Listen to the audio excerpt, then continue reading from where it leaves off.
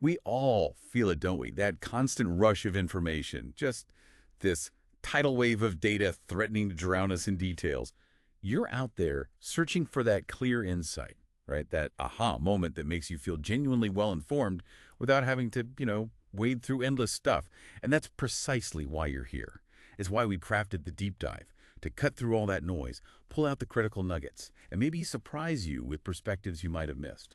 So today we're taking a deep dive into a concept that, well, on the surface, it seems almost deceptively simple: kaizen. You often hear it boiled down to small steps, big impact. But honestly, don't let that simplicity fool you. This isn't just some catchy phrase. It's actually a pretty profound philosophy, one with the power to reshape everything from, say, your personal projects, right up to the most intricate organizational challenges. That's exactly right. At its heart, Kaizen is really a philosophy of continuous improvement. And it's achieved through, like you said, a series of small, deliberate steps, in an era that often celebrates the big disruption, the overnight revolution, these grand, bold innovations. Kaizen kind of stands as this quiet counterpoint, yet it holds this immense sustainable power. It cultivates change through consistent habit, through daily discipline, and just the steady accumulation of insight over time. And this approach, it's particularly potent right now, especially when you're trying to navigate really complex, often ambiguous areas like artificial intelligence, for instance. It eases the implementation. It helps prevent that kind of overload that just stalls progress. And crucially, it fosters a culture of experimentation, learning, and trust. And those things are pretty much non-negotiable for any organization that wants to thrive going forward. Okay, I hear small steps, big impact. And my first thought is this just, I don't know, another way of saying be patient? Like, what's the actual mechanism here? What makes these tiny little changes so disproportionately powerful? Because honestly, it sounds almost too easy. Yeah, that's a really critical question, and it gets right to the heart of why Kaizen is so brilliant, actually. Its power is precisely in that incremental compounding nature. Think of it like this. Imagine improving just 1% every single day. Now, most people might guess, okay, over a year, you'd be 365% better. Makes sense, right? But the math of compounding tells a totally different story. You're not just 3.65 times better, you're actually nearly 38 times better. That's the kind of exponential leap Kaizen can unlock. It turns these seemingly trivial daily efforts into pretty staggering transformations over time. And this whole process, it gives you that crucial breathing room to learn, to adapt without the overwhelming pressure that comes with massive sudden shifts. And maybe most importantly, when you're taking these really small steps, the cost if you make a mistake, it's negligible. It's something you can easily recover from. You can iterate on it, pivot if you need to without, blowing up the whole system. Okay, to really bring this to life, let's look at that compelling real-world example from our source material. The story about starting a YouTube channel. With absolutely zero prior experience, no video production background, no social media know-how, not even the basic tech stuff. That dreadful first video phrase? It really reminds me of my own first attempt at public speaking way back in college. Let's just say it wasn't exactly a TED Talk. I think I actually apologized to the class afterwards for inflicting it on them. Was it really just the courage to be that bad initially? Was that the Kaizen win there? Absolutely. I mean, the creator of that channel, they started with what they themselves called dreadful off, even horrible first videos. They were really honest about it. But by consistently applying Kaizen, really embracing that rinse and repeat discipline, those videos just got significantly better over time. This wasn't about some big overnight success or a viral hit on day one, not at all. It was simply about showing up, making one small improvement, and then doing it again and again and again. It perfectly encapsulates those core Kaizen principles and that gradual approach. It allowed for continuous learning. Just think about it. Figuring out how to integrate graphics effectively, or perfecting text overlays, mastering screen switching, or even, like in the example, experimenting with green screens. And in that case, the green screen experiment, it didn't work out at all. It created this horrible green halo. Oh. But that was okay because it was a small contained experiment. They could just easily discard it and pivot to something else. No big deal. Now, without Kaizen's emphasis on just starting imperfectly and then improving, that crushing energy, as they put it, of aiming for some massive polished production goal right on day one, it would have been completely paralyzing. It probably would have stopped that channel from ever existing, which frankly mirrors what happens to so many aspiring creators, or really any initiative that aims for perfection before taking that first small step. The sheer weight of that grand vision can just stop you cold. Right. So if Kaizen is like that relentless drip of water, slowly carving stone, what about those situations where you actually need to blast through a mountain? quickly. That's where we meet its more dramatic counterpart, right? Kaikaku. That's a great way to frame it, yeah. Kaikaku is that bold, disruptive shift. It's Yeah. typically more top-down, often a mandate. Everything is meticulously planned out, polished up, ready for a big ta-da reveal on day one. But here's the crucial distinction. It comes with high risk. Much higher risk. You absolutely need a really solid upfront plan to surface and manage those inherent risks because the stakes are just so much higher with an all-at-once approach. Okay, so when is Kaikaku the right call then? Well, it's often necessary for things like urgent turnarounds or maybe meeting new regulatory compliance deadlines or trying to catch up competitively when you've fallen behind. Or maybe there's just a strong mandate from leadership saying, we need this big change now. It's about overhauling entire systems, sometimes even reinventing business models. This is revolutionary change. It's designed to reset the direction quickly. Kaizen, in contrast, Well, it means lower risk, definitely a longer lead time. It just takes more time to see the full accumulated results. But there's significantly less pressure on any single step. And like we said, if you make a mistake, you can correct it pretty easily. It's all about that sustained improvement through daily discipline. it really makes you rethink how we often default to those all or nothing changes, doesn't it? Yeah. It sounds like we're really talking about choosing the right tool for the job, depending entirely on the situation. Have you actually seen situations where people maybe mistakenly apply Kaizen when a bolder Kaikaku was what was truly needed? Or vice versa. Oh, absolutely. And that strategic choice, it really echoes in other big picture management philosophies too, doesn't it? Like agile and waterfall. Now, while there isn't a strict one-to-one rule, there are definitely clear affinities here. Kaikaku, with its whole requirements upfront mindset and those clearly defined plans, it tends to align much better with the waterfall approach, the one often used in project management. Waterfall is all about that meticulous planning and sequential execution. Think of building a skyscraper. Every beam, every wire has to be mapped out before you even start building. It thrives in predictable environments. Right, makes sense. Conversely, Kaizen is highly compatible with Agile, and Agile is really common in product and service management. Agile thrives in environments full of uncertainty and ambiguity where you're kind of figuring things out as you go because the path forward isn't entirely clear. So Kaizen's incremental nature, its comfort with unknowns, that makes it an ideal partner for Agile. And this is especially true for highly complex work, like those AI rollouts we mentioned.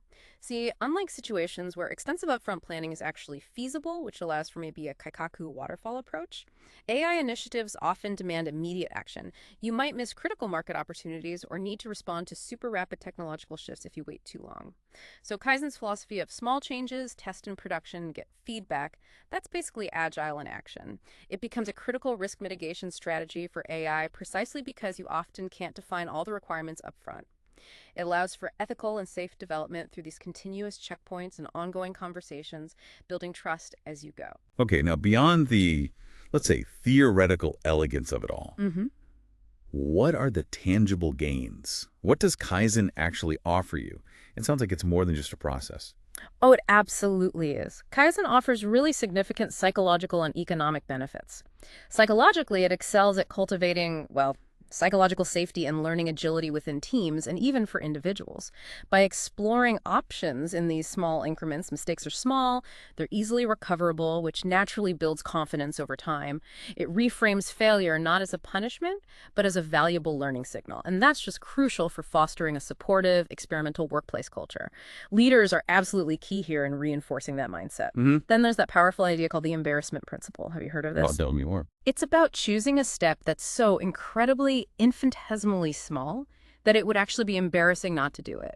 Like, can you really say no to a tiny, almost trivial improvement that takes maybe mere seconds? This just removes the friction. It ensures you make progress even when you're incredibly busy, and it seamlessly integrates change into daily operations. It's quite clever. Oh, okay. That's smart. And finally, on the psychological side, Kaizen delivers these constant little dopamine rewards. It nurtures intrinsic motivation. Achieving those small, achievable goals provides immediate satisfaction. It creates this steady stream of wins, and that makes the work deeply fulfilling. It also helps overcome that natural human aversion to change by just normalizing it. It shifts the whole mindset from, oh, when are we going to have to change again, to, okay, what are we going to change today? Ugh. This constant sense of progress just makes change feel natural rather than daunting. Okay, and the economic side. Economically, Kaizen shines too. Expedited revenue generation is a huge one. These small, incremental changes allow companies to start capitalizing on the benefits much sooner. You don't have to wait for an entire massive project to be finished to start seeing financial returns. In fact, these early revenue increases can sometimes even self-fund entire initiatives down the line, making them far more sustainable. It also leads to significant cost reduction and waste prevention. Dealing with small changes prevents bigger, costlier failures later by catching issues early when they're small. And perhaps most critically in today's world, Kaizen allows organizations to stay incredibly relevant and responsive. You can adapt quickly to market shifts, to evolving business needs, because you're always in this state of continuous, agile improvement. So what does this all mean for someone listening right now? Someone who wants to put Kaizen into practice, maybe in their own work or even their personal life. How do you actually do this successfully? What are the keys? Right. Well, the first and probably most crucial element is discipline and resilience. That consistency, the rinse and repeat mindset we talked about, it's paramount. It really is about developing a habit of continuous improvement, not just relying on sporadic bursts of brilliance. You need that internal drive, that commitment to keep moving forward, even when the steps feel really small. Okay, discipline. What else? Second, you have to be aware of perfectionism. There's actually a hidden cost to trying to make everything perfect, especially with Kaizen's lower pressure environment. You might find yourself gold plating things, holding on to a small improvement for way too long, trying to make it absolutely perfect. It's really okay to deliver a complete for now change and just move on. You have to understand it can always be refined later. The real danger of waiting for that mythical perfect solution is that you miss other opportunities or you just delay everything else in your pipeline. That makes sense. Don't let perfect be the enemy of good. Or even just done for now. Exactly. Third, while Kaizen doesn't offer strict scheduling predictability like a traditional project plan might, it absolutely guarantees the predictability of progress. It confirms your ability to move forward. There really is no such thing as a stuck team or a stuck individual with Kaizen. You can always move forward just a little bit. And over time, that becomes a huge shift. Okay, predictable progress, not necessarily predictable timelines. Got it. Fourth, transparency and celebration. These are vital. Be open about your journey, share your efforts, invite others to participate if appropriate, and most importantly, showcase and celebrate your small successes. It's genuinely infectious. Maybe start by just sharing one small win in your next team meeting, or tell a friend about your micro progress on a personal goal. Celebrating those wins really uplifts teams and reinforces the discipline needed to continue. So many companies focus only on problems. They forget to actually acknowledge achievements along the way. Good point. Fifth, documentation. Since Kaizen unfolds over time, it's actually pretty easy to lose track of all those small changes. So try to develop a culture of documenting these little breadcrumbs. Even simple notes like tweaked the lighting for a clearer image or updated the intro paragraph. This helps you track your progress and really understand the journey you've been on. Unlike a kaikaku with its fixed upfront plan, Kaizen is this constant flow.